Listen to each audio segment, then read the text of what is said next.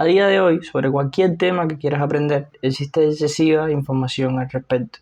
Y eso hace que dentro de ese exceso de información no podamos distinguir entre aquella que verdaderamente funciona y aquella que simplemente dicen que funciona porque suena atractivo desde un punto de vista de viralidad en redes sociales. Por eso uno de mis principales objetivos a la hora de crear contenido es compartir aquellas estrategias que estén basadas en ciencia, y eso es lo que busco con este video. Hoy te hablaré de 10 principios basados en ciencia que compartió Andrew Huberman recientemente en su podcast sobre la optimización del aprendizaje y qué podemos hacer y tener en cuenta para retener mejor la información y fortalecer todo este proceso. Si no sabes quién es Andrew Huberman, básicamente es un neurocientífico de Estados Unidos que se dedica a compartir información basada en ciencia, sobre todo relacionada con la salud y todo lo que eso implica: alimentación, descanso, aprendizaje, sueño, etc.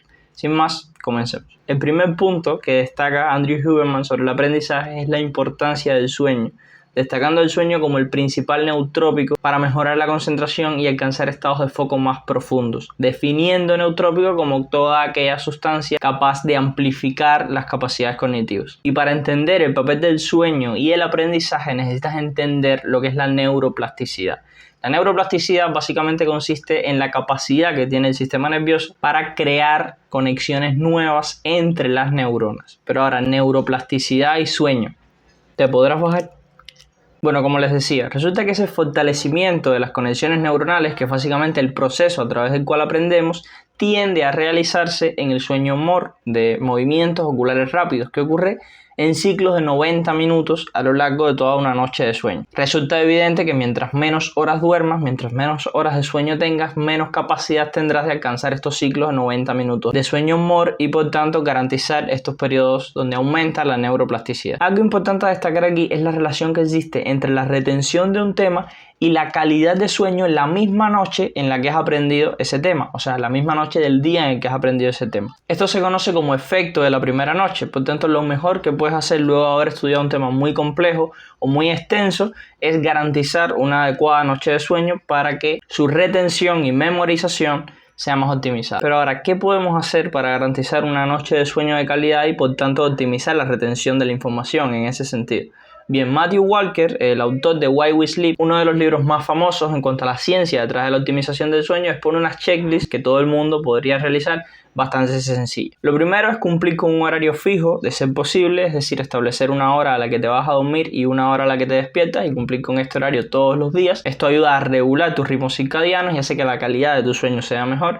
En segundo lugar, evitar el exceso de ejercicio físico o el ejercicio físico en horas próximas a tu hora de dormir. Evitar también el consumo de café, nicotina u otras sustancias que puedan alterarte. Igualmente, evitar el consumo de alcohol, de comida excesiva antes de dormir. Se recomienda no ingerir nada 3 horas antes de irte a la cama. Es muy recomendable, de ser posible, tener una rutina antes de irte a dormir, es decir, un tiempo donde te dediques a relajarte, no sé, bañarte, hacer determinadas cosas, pero que tu cuerpo se adapte a que justo a realizar esa serie de acciones luego ya irás a dormir y es un tiempo más relajado. Por supuesto, evitar el uso de pantallas electrónicas antes de irte a dormir, aproximadamente 2 horas antes, o aplicar filtros de luz azul, que esto se los he comentado en videos anteriores, y algunas consideraciones en cuanto a la habitación donde vas a dormir, que sea totalmente oscura y que la temperatura sea preferiblemente baja. Otra alternativa que expone Huberman es la llamada Yoga Nidra o práctica NSDR, por sus siglas de descanso profundo sin dormir, lo cual básicamente consiste en una meditación guiada hacia la relajación y el descanso. Personalmente lo he probado muy poco, pero las veces que lo he probado me ha funcionado bastante. Hay muchísimos videos de YouTube al respecto, les dejo algunos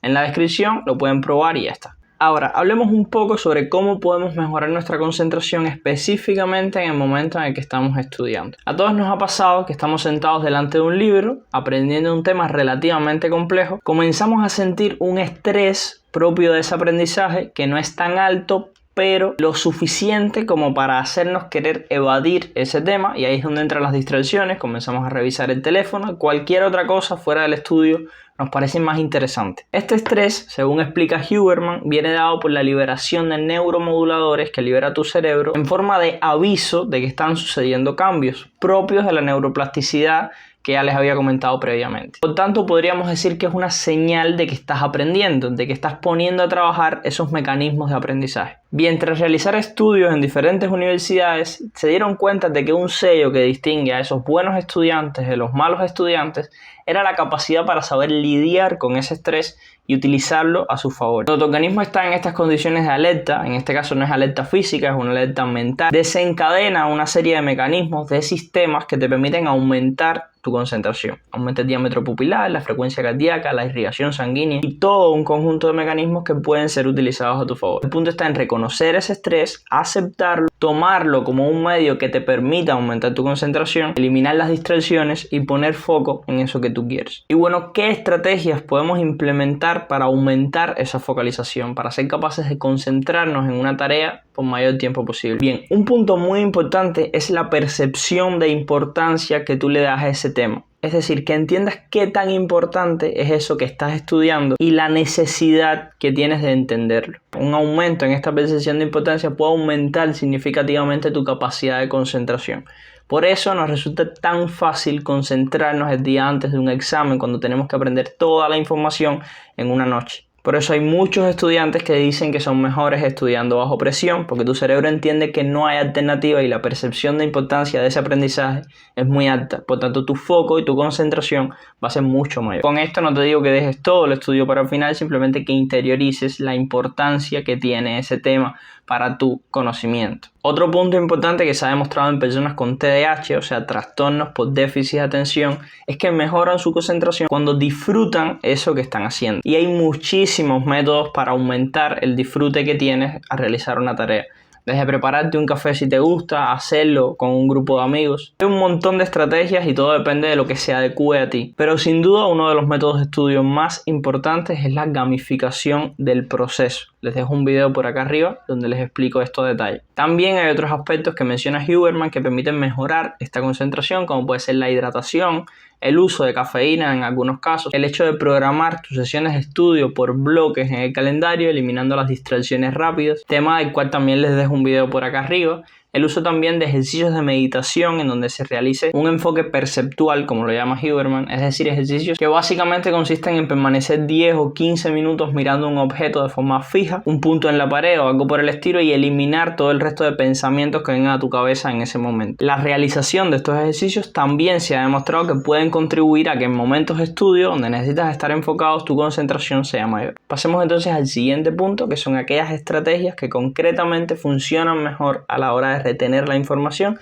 a la hora de estudiar, algunas ya conocidas en este canal. A nivel de gestión de tiempo en cuanto a nuestro estudio, tenemos como las técnicas más efectivas el bloqueo del tiempo, hacer bloques en nuestro calendario e intercalar estas sesiones de concentración con sesiones de descanso activo, donde se priorice el ejercicio físico de cualquier manera, caminar, hacer deporte, lo que sea. A nivel de estudio, concretamente, tenemos como las más efectivas la técnica de Feynman. Se ha demostrado que estudiantes que se dedican a enseñar a otros tienen una mejor retención de la información. El aprendizaje activo, que básicamente consiste en evaluarte constantemente sobre esa información que ya conoces, que ya leíste en una ocasión, y no simplemente estar mostrándosela a tu cerebro leyendo el tema una y otra vez. De hecho, hay un estudio en donde se tomaron grupos de estudiantes y se les pidió que leyeran varias biografías de personalidades. Un grupo las leyó de forma repetida en el tiempo y otro grupo las leyó en una ocasión y posteriormente se evaluó en base a la información que existía en esas biografías. Ambos grupos, tanto aquellos estudiantes que leyeron en varias ocasiones la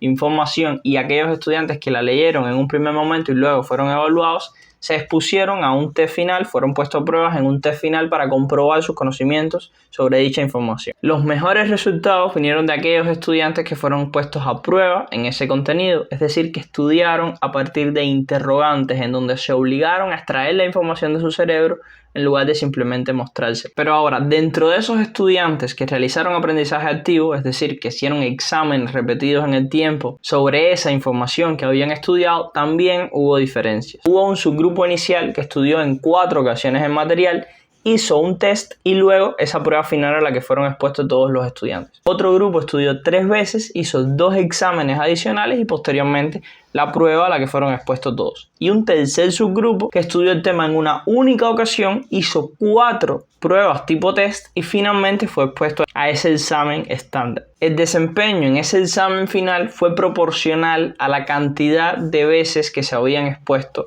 a los tests. Es decir, mientras más pruebas tú realices sobre un conocimiento base que ya tienes, mayor será tu retención. Por lo que lo mejor que puedes hacer es estudiar y luego poner a prueba en lugar de pasar todas esas sesiones de estudio leyendo una y otra vez la información. Por lo que, ¿qué podemos sacar como conclusión aquí? Las mismas estrategias que les he mencionado en otros videos. Es súper importante poner a prueba una y otra vez ese contenido que ya has aprendido. Es súper importante que te crees cuestionarios. A día de hoy con la inteligencia artificial es muy fácil exportarle un material de estudio a ChatGPT y pedirle que te haga cuestionarios. Incluso en el formato en que vas a ser evaluado es muy fácil a día de hoy generar estos cuestionarios. Los puedes hacer tú mismo. Puedes buscar bancos de preguntas de tu universidad sobre pruebas de ese mismo estilo pero de años anteriores. Hay un montón de estrategias que puedes utilizar, pero es súper importante que pongas a prueba ese conocimiento y que no te bases simplemente en la lectura repetida sobre ese tema. Otro experimento que también analizó Huberman se basó en entender en qué momentos era mejor realizar esos ejercicios de autoevaluación. Primero se tomó un grupo que estudia el material, se pone a prueba inmediatamente después de haberlo estudiado, recibe retroalimentación sobre las respuestas correctas e incorrectas y al cabo de un tiempo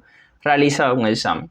Un segundo grupo que aprendió el contenido, al cabo de un tiempo fue autoevaluado sobre ese contenido y posteriormente realizó el examen estándar que realizaron ambos grupos. Los dos grupos estudiaron el contenido en el mismo momento y se expusieron al examen común en el mismo momento. La diferencia fue cuando se autoevaluaron al respecto. Los resultados arrojaron que el grupo de mejor desempeño fue el primero, es decir, el que se autoevaluó justo después de aprender el tema. Como conclusión aquí, ponte a prueba justo después de que aprendes un contenido para lograr una mejor retención. Otra de las estrategias que menciona Huberman es el uso de los efectos gap y para eso tenemos que hablar un poco del hipocampo. El hipocampo es una estructura de nuestro sistema nervioso central que participa en todos estos procesos de aprendizaje, de memorización y en el cual de forma inconsciente ocurre un proceso de repetición en el cual un contenido, una vez que lo aprendemos, una vez que lo incorporamos a través de la lectura o lo que sea, lleva a cabo una serie de repeticiones en nuestro inconsciente para ser adquirido. Por tanto, es lógico que al estar estudiando un tema complejo necesitamos descansos intercalados para que en nuestro cerebro de forma inconsciente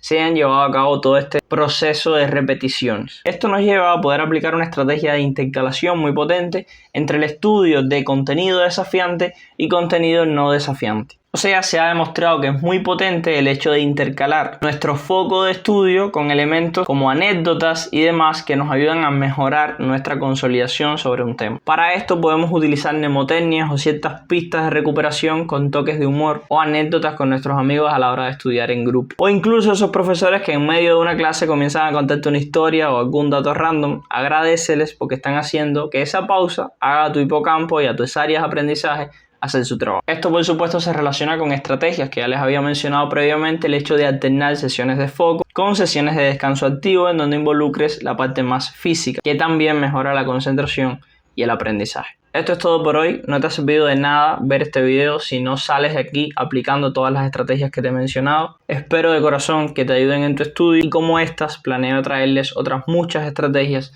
de estudio basadas en ciencia. Así que si verdaderamente quieres optimizar tu aprendizaje con métodos que de verdad funcionan, quédate cerca. Te veo en el próximo.